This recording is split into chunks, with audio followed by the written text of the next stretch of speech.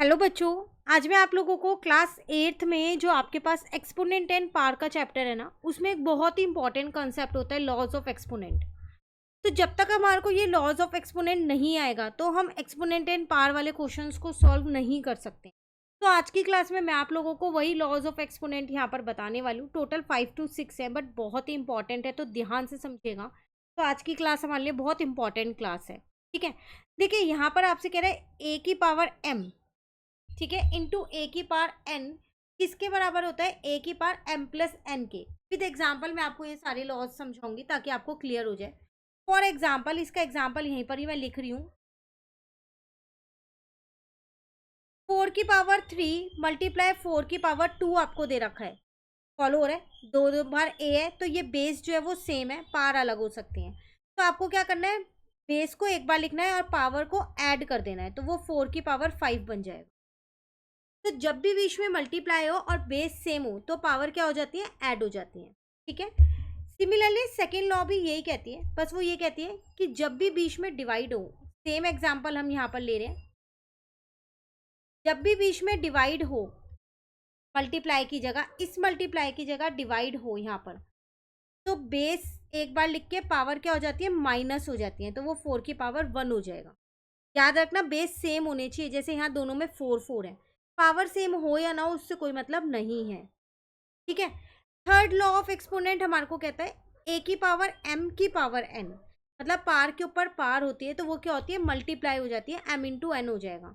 Same ही example लेंगे ताकि और अच्छे से क्लियर हो जाए। अगर 4 की पावर 3 की होल पावर 2 होगी, 4 की पावर 3 की होल पावर 2 है, तो आप इसको 4 की पावर 3 इंटू 2 लिख सकते हो, जो कि 6 आ जाएगी। तीनों लॉज क्लियर हो गए, ये तीन मेन लॉज हैं। फर्स्ट वाले में था अगर बेस सेम हो और बीच में मल्टीप्लाई हो तो पार्स क्या हो जाती हैं, ऐड हो जाती हैं।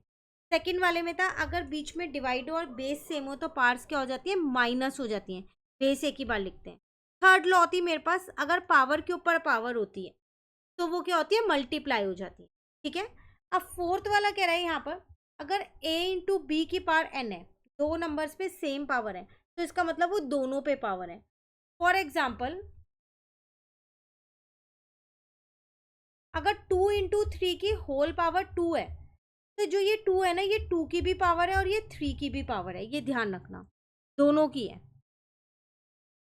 ठीक है, उसके बाद बस सॉल्व हो जाएगा, 2 2 जा 4, 3 3 जा 9, 4 9 जा 36, आंसर आ जाएगा। क्लियर है, तो अगर दो नंबर पे एक ही पावर लगी हुई है ब्रैकेट के बाहर तो वो दोनों नंबर के ऊपर है।